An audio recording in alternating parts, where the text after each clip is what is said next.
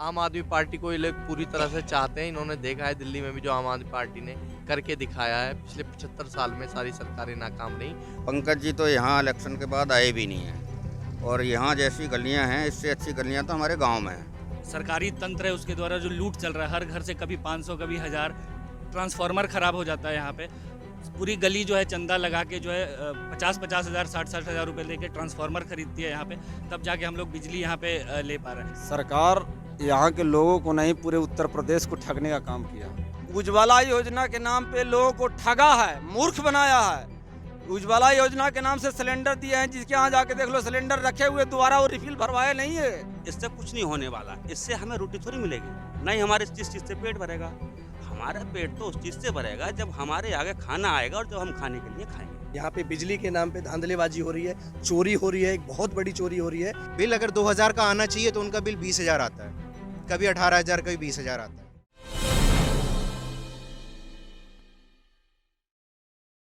नमस्कार, मैं अभिषेक प्रताप सिंह, आप देख रहे हैं मूव मीडिया। आज हम मौजूद हैं नोएडा के सेक्टर 63 चोटपुर गांव में। और जैसा कि 2022 में विधानसभा चुनाव आने वाला है यूपी में, और वहीं पे सारी पार्टियां पूरी तरीके से तैयारी में लग चुकी हैं। जगह जगह पे जनसभाएं कर रही हैं और जनसंपर्क कर रही हैं, लोगों से मिल रही हैं। और क्योंकि एक जो यूपी का चुनाव है वो बहुत ही ज़्यादा महत्वपूर्ण कहलाता है, यहाँ तक कि उस पर कहीं ना कहीं देश की सरकार भी निर्भर करती है। इतना महत्वपूर्ण ये चुनाव कहलाता है और है भी, क्योंकि 403 सीट वाले जो उत्तर प्रदेश में जो चुनाव होने वाले हैं वो इतनी भारी मात्रा में सीट है कि उसकी ज़रूरत हर एक पार्टी को पड़ती है। वहीं पे आज हम मौजूद हैं यहाँ पे आम आदमी पार्टी के जो प्रत्याशी हैं पंकज अवाना जी, इनसे भी आज हम बात करेंगे।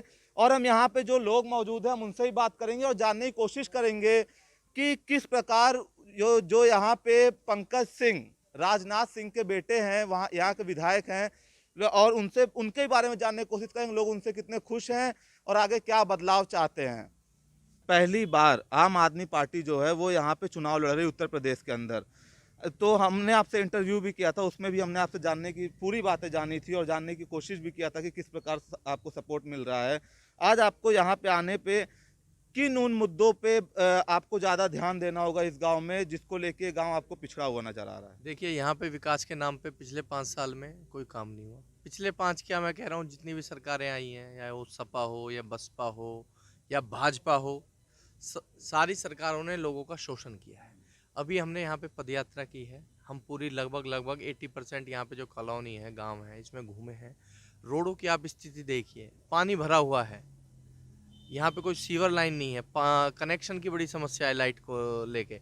तो यहाँ सारी समस्याएं, जो मूलभूत सुविधा होनी चाहिए, यहाँ के जो जनप्रतिनिधि लोगों द्वारा चुने गए हैं, विधायक हैं जो यहाँ पे, वो आज तक इनके बीच में नहीं आए। किसी काम को, किसी मुद्दे पे ये लोग जाते भी हैं तो इनसे मुलाकात नहीं कर पाते, वो लोग, वो मिलते नहीं है इनसे।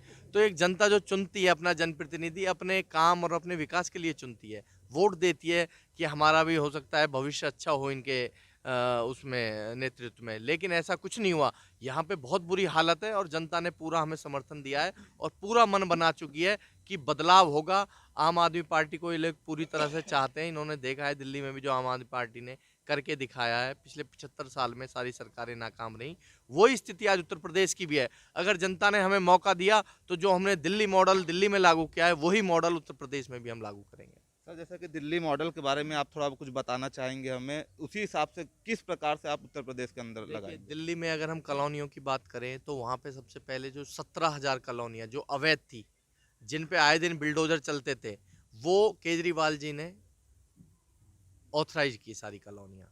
उनमें बिजली के कनेक्शन दिए, रोड अच्छे बनाए, सीवर लाइन डाली और 200 यूनिट जनता को मुफ्त दी और अच्छे स्कूल दिए और मोहल्ले में, हर मोहल्ले में उन्होंने क्लिनिक देने का काम किया। तो ये जनता की जो ज़रूरत है उस पर केजरीवाल जी ने काम किया है, वही काम यहाँ भी होना चाहिए। आइए, जैसे कि अभी आपने सुना, पंकज जी ने बताया कि किस तरीके से वो बदलाव चाहेंगे। आइए हम यहाँ पे जो लोग मौजूद हैं, जिनसे ये मिलने आए थे और जो यहाँ पे लोग मौजूद हैं, हम उनसे बात करेंगे और जानने की कोशिश करेंगे कि उनका क्या राय है और वो कैसा बदलाव चाहते हैं आने वाले चुनाव में, अपने लिए, अपने समाज के लिए, अपने बच्चों के लिए। आइए हम इनसे बात करेंगे, इनका क्या कहना है। आपका नाम भैया? बीडी पाल। आप यहीं के निवासी? हाँ, यहीं के निवासी। तो अभी तक जैसे यहाँ पे पंकज जी की जो सरकार थी, पंकज सिंह की, बीजेपी के वो विधायक थे, आप उनसे कितने संतुष्ट हैं? पंकज जी तो यहाँ इलेक्शन के बाद आए भी नहीं हैं, और यहाँ जैसी गलियाँ हैं इससे अच्छी गलियाँ तो हमारे गांव में हैं। कोई गली में कोई काम नहीं करा है, कुछ भी नहीं है। पंकज जी तो आते ही नहीं है। तो आपने किस मुद्दे को लेके उनको वोट दिया था? कुछ तो आपने सोचा होगा कि उनके मैनिफेस्टो के हिसाब से, किस हिसाब से आपने दिया था? वोट तो देना ही पड़ता है ना, एक बार देखना पड़ता है कि ये आदमी कुछ करेगा या नहीं करेगा।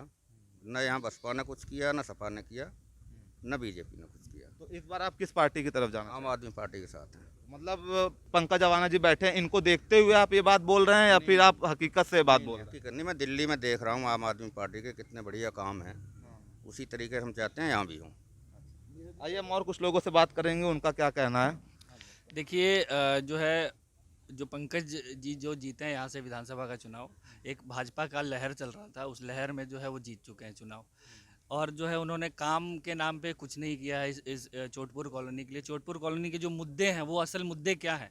बिजली की समस्या है। यहाँ आप अगर देखेंगे नज़र उठा के तो 11,000 की लाइन जो है गलियों में चल रही है। इतना ज़्यादा खतरनाक है, आए दिन हादसा होता है, लोग मरते हैं इससे।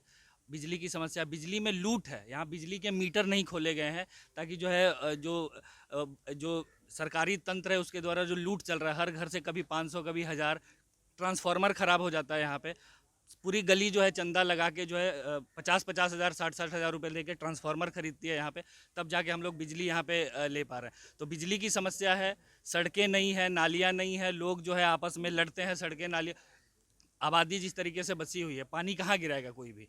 तो समस्याएं बहुत है और जो काम के नाम पे बिल्कुल जीरो है ये सरकार। इसलिए जो है हम दिल्ली को देख रहे हैं। दिल्ली एक जो मॉडल है विकास का मॉडल है, मोहल्ला क्लिनिक है, वहाँ पे जो है वहाँ स्कूल है बच्चों के लिए। हम ऐसे तबके से आते हैं, हम एक मिडिल क्लास समाज से आते हैं, हम जो है बहुत कम पैसा कमाते हैं। हमें क्या चाहिए? हमें चाहिए स्कूल, हमें चाहिए अस्पताल, जो हमें लगता है कि आम आदमी पार्टी ही हमारे जो स्कूल और अस्पताल को पूरा करेगी। इसलिए हमने इस बार सोच लिया है कि हम आम आदमी पार्टी को वोट देंगे और जो पंकज अवाना जी हमारे विधायक के कैंडिडेट हम उनको जिताएंगे और विधानसभा में भेजेंगे। और हमें विश्वास है कि वो हमारे जो भी काम है, डूब क्षेत्र का जो भी काम है, नालियों की ज़रूरत है, सड़कों की ज़रूरत है या बिजली की ज़रूरत है, वो पूरा करेंगे इस चीज़ को। इसलिए हम आम आदमी पार्टी को इस बार वोट देंगे। तो जैसा कि आपने देखा यहाँ पे सब अपनी अपनी कुछ ना कुछ मुद्दों को बता रहे हैं कि उनको किस तरीके से उनकी एक बीजेपी में जो पंकज सिंह को वोट दिए, कुछ सोच के, कुछ समझ के अपने जीवन को बेहतर बनाने के लिए किया, लेकिन शायद उनको बेहतर के अलावा सिर्फ मिला तो बदतर। आइए हम और कुछ लोगों से बात करेंगे, उनकी भी जानने की कोशिश करें उनका क्या कहना है। आपका नाम भैया? मेरा नाम संजय कुमार है। तो आपका यहाँ पे जो अभी सरकार चल रही है, आप उससे खुश हैं? सरकार यहाँ के लोगों को नहीं, पूरे उत्तर प्रदेश को ठगने का काम किया। और एक कॉलोनी में तो पूरा लूट है। हम कई बार यहाँ जो पंकज सिंह हैं विधायक, उनके पास गए, समस्या बिजली के लेकर के, सड़क नली और गली के लेकर के।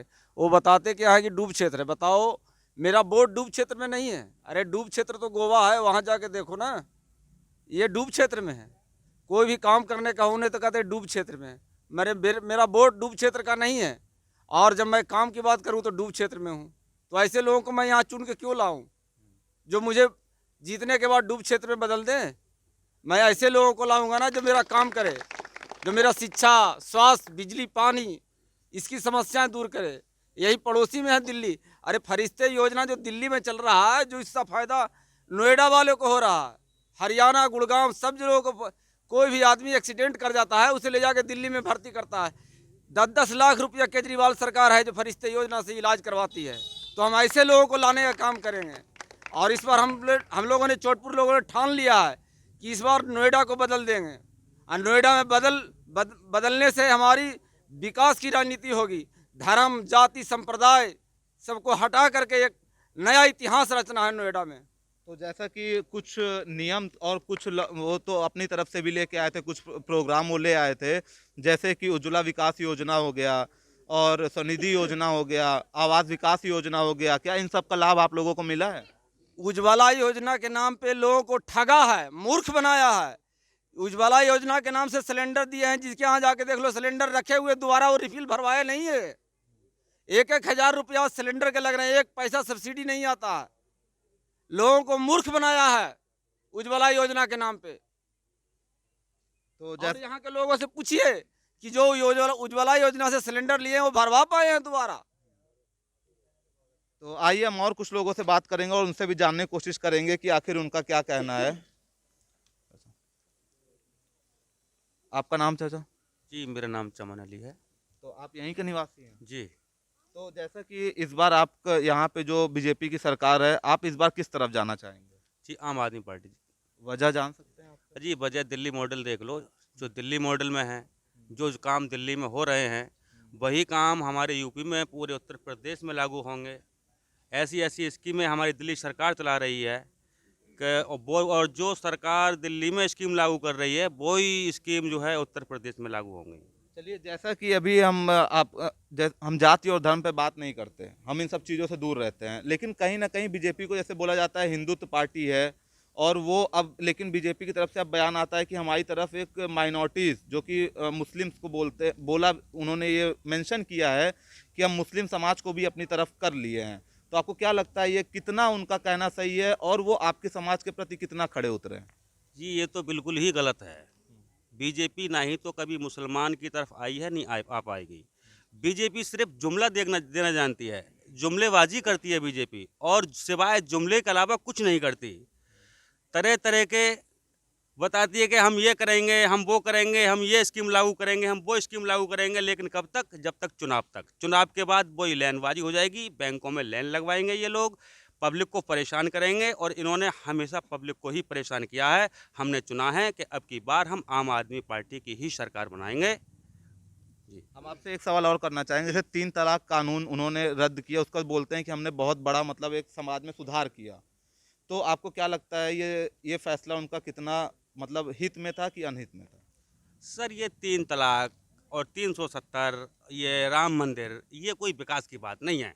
इन चीज़ों से हमारे जो है प्रभाव पे कोई खास फायदा नहीं है। लेकिन उनका तो बार बार यही मुद्दे उठते हैं। सर ये विकास से इससे कुछ नहीं होने वाला, इससे हमें रोटी थोड़ी मिलेगी, ना ही हमारे इस चीज़ से पेट भरेगा। हमारा पेट तो उस चीज़ से भरेगा जब हमारे आगे खाना आएगा और जब हम खाने के लिए खाएंगे। ये फिजूल खर्चों से, फिजूल बातों से हमारा देश नहीं चलने वाला।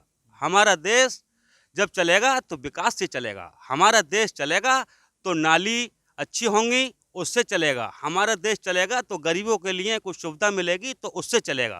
कैसा बदलाव चाहिए? बदलाव क्या, हमारे यहाँ स्टार्टिंग से बहुत सारी प्रॉब्लम्स हैं, जैसे नालियाँ नहीं है, सीवर नहीं है, इलेक्ट्रिसिटी जो भी है लोग खुद लेकर आए हैं, अपने आप अपना पैसा खर्च किया है, खुद ही लाए हैं। और जिनके मीटर नहीं है उनको 500 रुपये में बिजली मिलती है, खूब यूज़ करते हैं। 50,000 का बिल आए या 1 करोड़ का बिल आए, उनके लिए सिर्फ 500 रुपये हैं। लेकिन जिनके यहाँ मीटर लगे हैं उनके यहाँ बिल अगर 2,000 का आना चाहिए तो उनका बिल 20,000 आता है, कभी 18,000, कभी 20,000 आता है। ये 18,000 20,000 एक महीने का? और क्या, हमारा आया है कई बार। कितनी बार आया आपका? कितनी बार हमने, कई 12,000, कभी 14,000। 18,000 20,000 एक बहुत बड़ी रकम बहुत, होती है अगर हाँ, बिजली के ऐसा बिल आता को है गर्मियों लेकर ध्यान दिया जाए तो। बिल्कुल बिल्कुल आता है, कई बार आया है। और कंप्लेंट करो, महीनों लग जाते हैं सॉल्व होने में। फिर ये होता है कर रहे हैं कई बहुत दिक्कतों के बाद फिर 20,000 का 12,000 14,000 हो पाता है कि हाँ इतना तो बन रहा है, आपका इतना पे करना पड़ेगा। और हम पे करते हैं, मजबूरी है, पे करना पड़ेगा। अब जिसको सारी चीज़ें क्या कहते हैं ना विरासत में मिली हैं, उनको क्या कदर होगी किसी भी चीज़ की। अब जो करता है उसे पता होती है। अब मुझे देख लो, मुझे अगर हर चीज़ बनी बनाई मिले, मुझे कुछ करने की ज़रूरत ही नहीं, तो मुझे उसकी कभी भी कदर नहीं हो सकती। ये जो आप ताने कस रहे हैं, ये किसके ऊपर कस रहे हैं, आप हमें बता सकते हैं? अब डायरेक्टली तो मैं नहीं कहना चाहूँगा, लेकिन जो हमारे यहाँ काम नहीं करवाते, जो और पार्टियाँ हमको हैं, तो लग रहा है कि आप यहाँ के जो विधायक हैं उनको बिल्कुल कह हाँ, रहे हैं। विधायक जी के लिए कह रहा हूँ मैं, विधायक जी के लिए कह रहा हूँ, विधायक जी के लिए कह रहा हूँ। हमारी नालियाँ हम देखिए, यहाँ की शिक्षा व्यवस्था पे बात करें तो आपको क्या लगता है Education- कितने? एजुकेशन इतनी अच्छी है यूपी की कि बच्चों को एजुकेशन की स्पेलिंग नहीं आती, बच्चों को एजुकेशन की स्पेलिंग नहीं आती। दिल्ली के बारे में जानता हूँ मैं, कई सारे फ्रेंड्स हैं अच्छे पढ़े हैं दिल्ली से, दिल्ली गवर्नमेंट स्कूल से, फीस नहीं है। दूसरा एडवांटेज ये है, जो टीचर्स हैं दिल्ली में इतने एजुकेटेड हैं, इतनी उन्हें कंसेप्टुअल नॉलेज है कि जिसका जवाब नहीं। यूपी में टीचर्स ही ऐसे हैं जिन्हें टीचर्स का टी नहीं पता, अच्छे से स्पेलिंग ही नहीं आती टीचर्स की, क्या पढ़ाएंगे वो बच्चों को। हम आपसे ये जानना चाहेंगे कि आपके पास रोजगार है? रोज़गार के नाम पे कुछ भी नहीं है। लॉकडाउन लगा है जब से रोज़गार भी बिल्कुल कुछ नहीं है, और ऊपर से यहाँ पे जो आपके जो गवर्नमेंट ने यहाँ पे राशन की सुविधा दी है कि हम बिजली दे रहे हैं, ये दे रहे हैं, कुछ भी नहीं है। यहाँ पे बिजली के नाम पे धांधलेबाजी हो रही है, चोरी हो रही है, एक बहुत बड़ी चोरी हो रही है, जिससे कि अगर गली का हमारे या पूरे चोटपुर का कह लीजिए, अगर गली का अगर कुछ भी होता है तो उसमें पैसे हमारे लगते हैं, जबकि ये गवर्नमेंट की सुविधा है। अगर हम बिजली बिल पे कर रहे हैं तो हमारा कोई उसमें महत्व नहीं बनता देने का। हमारे से ट्रांसफार्मर के पैसे लिए जाते हैं, हमसे खंबे के पैसे लिए जाते हैं, हमसे तार के पैसे लिए जाते हैं, फिर उसके बाद हमसे ही मेंटेनेंस का पैसा लिया जाता है। तो गवर्नमेंट क्या है इस चीज़ का? वो तो हम खुद कर रहे हैं, तो इसमें गवर्नमेंट का तो कोई हाथ नहीं है। धार नाली का 5 साल से हम भाग रहे हैं। आपके महेश शर्मा जी के यहाँ पे कैलाश हॉस्पिटल में कई बार गया है, नाम तक भी आके हुआ है, आज तक नाली का कोई विकास नहीं है। आप हमारी जाके गली में देखिए, पूरे मकान आधे से ज़्यादा डूब क्षेत्र हो गए, पानी भरा हुआ है, कोई देखने भी नहीं आया आज तक इसको। तो जैसा कि आप देख रहे हैं यहाँ पे लगातार सिर्फ और सिर्फ भ्रष्टाचार और लूट एक तरीके से मची हुई है, जिसको लेके यहाँ की जनता अपना पूरे एक मत बना चुकी है, मूड बना चुकी है कि इस बार यहाँ की जो शासित सरकार है उससे छुटकारा लेके एक बदलाव चाहिए उनको, इस बार और सबको रवाना करना है और पंकज अवाना जी को लाना है।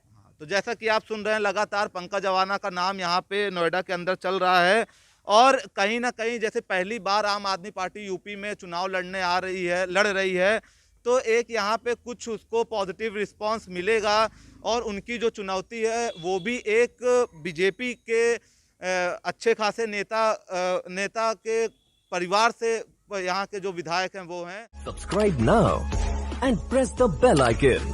Never miss an update.